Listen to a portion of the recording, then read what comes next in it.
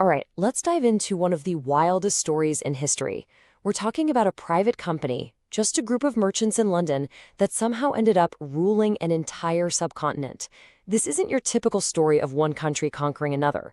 No, this is the story of the East India Company. And that brings us to the big, almost unbelievable question we're going to unpack. How on earth did a private company with shareholders and a bottom line actually manage to conquer the massive Indian subcontinent?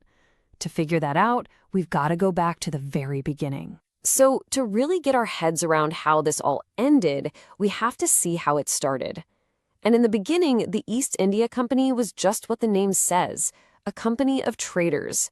Its whole mission was about commerce, not conquest. And look, this wasn't some sudden invasion, not even close. After Vasco da Gama found the sea route back in 1498, it took the English more than 100 years just to get a royal charter to trade. And then another 50 years before they set up their first real trading post, or factory, in Bengal. This wasn't a blitzkrieg. It was a slow, commercial creep that took generations. So what was all the fuss about? What were they after? Well, the treasures of the East. You have to understand, Europe had this insatiable hunger for Indian goods. We're talking luxurious textiles, the finest cottons and silks you can imagine, and spices. Pepper, cloves, cinnamon, these were worth an absolute fortune back home. That was the engine driving this whole thing, pure, simple profit. The business model at first was incredibly straightforward. The mission was clear: trade, not territory. The entire goal was to buy goods for cheap in India, and they had to use English gold and silver to do it, and then sell them for a massive markup in Europe.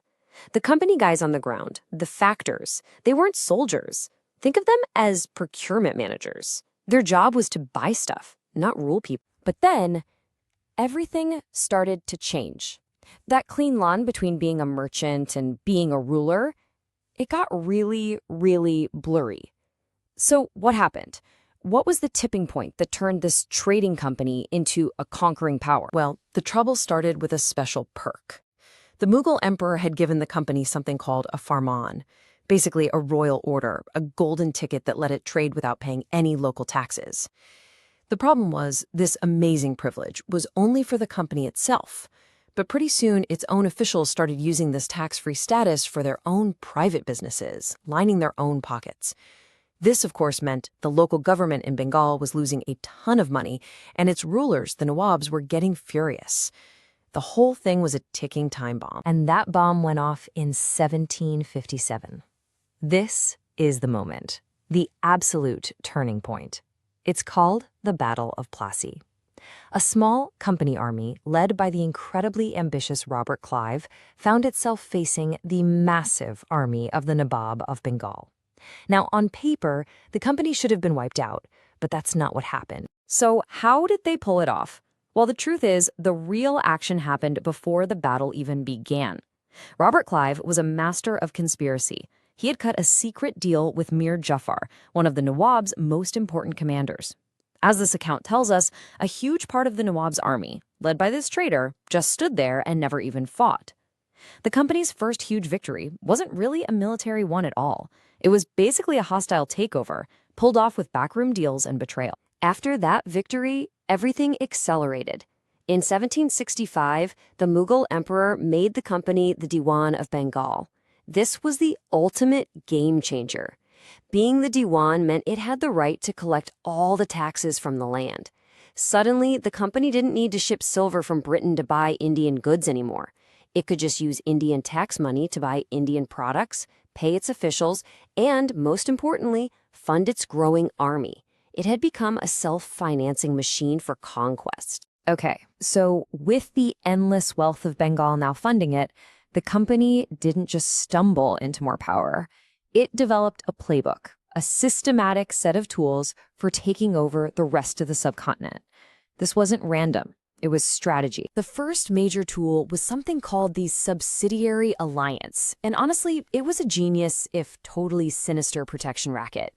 The company would go to an Indian ruler and say, hey, get rid of your army, we'll protect you with our subsidiary forces. But of course, this protection wasn't free. And if the ruler couldn't make the huge payments, which many couldn't, The company would just seize a piece of their territory as payment.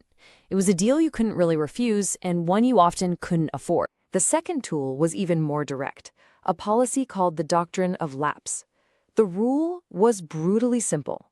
If an Indian ruler died without a direct male heir, his kingdom would automatically lapse, meaning it would be annexed and become company territory. Now, for centuries, Indian tradition allowed rulers to adopt an heir. The company just decided to ignore that tradition completely, giving itself the perfect legal excuse for a massive land grab. And just look at the results. This policy was devastatingly effective. In just a handful of years, state after state fell. Satara, Sambalpur, Nagpur, the famous kingdom of Jhansi. And get this, when the doctrine didn't quite fit, they just find another excuse. In 1856, they annexed the huge kingdom of Awadh by just claiming it was being misgoverned. So you see, these weren't just random acts of aggression. The subsidiary alliance, the doctrine of lapse, these were repeatable strategies. This was a corporate playbook for building an empire, providing a systematic, almost bureaucratic way to turn independent kingdoms into assets on a balance sheet. All right, so now that the company controlled all this land, it had one primary objective: make it pay. This meant completely rewiring India's entire economy to maximize profit for shareholders back in London, often with just devastating results for the people living there. The company rolled out a few different systems for collecting land taxes, but no matter how they were structured, they all had the same goal: squeeze as much money out of the land as possible. You had the permanent settlement, where the tax was fixed forever, but it was set so high that tons of local landlords, the zamindars, lost their land. Then there was the Ryotwari system, which taxed the farmers, or ryots, directly. The method changed, but the result was always the same: crushing financial pressure on the population. It wasn't just about taxes either. The company started forcing fundamental changes in what was even grown. They pushed farmers to stop growing food for their own communities and instead grow cash crops that could be exported back to Europe. They wanted tea, they wanted cotton, and most infamously of all, they wanted indigo. So why all the fuss about indigo? Well, it was all about the color. Indigo is a tropical plant that produces this incredibly rich, brilliant blue dye. European cloth makers absolutely loved it. The alternative they had in Europe, a plant called woad, just produced a pale, washed-out blue. So indigo fetched a really high price, and the company was determined to corner the market. And the system they used to get it was just horrific. It was called the Ryotwari system. Planters would force farmers to sign a contract and take a cash advance. In exchange, the farmer had to plant indigo on their very best land, the same fertile land they needed to grow rice to, feed their own families. But here's the trap. The price they got for the indigo was so incredibly low that they could never pay back the loan. It created this endless, brutal cycle of debt. And to make it all worse, indigo's deep roots would completely exhaust the soil, making it useless for growing anything else. This system was so oppressive, so brutal, that in 1859, people finally snapped. Tens of thousands of farmers across Bengal rose up in what became known as the Blue Rebellion, flat out refusing to grow indigo. The revolt was so huge that it actually forced the British government to step in and create an Indigo Commission, which investigated and confirmed the planters were guilty of coercion. The whole system in Bengal collapsed. So when you look back, the story of the East India Company isn't just a history lesson. It's a shocking case study of what can happen when a for-profit company, obsessed with its quarterly returns, gets the powers of a state, the power to tax, the power to make laws, the power to wage war. It started out as a humble trading venture and ended as an empire. And that leaves us with a question that is just as relevant today as it was then. What are the guardrails we need when corporate power and state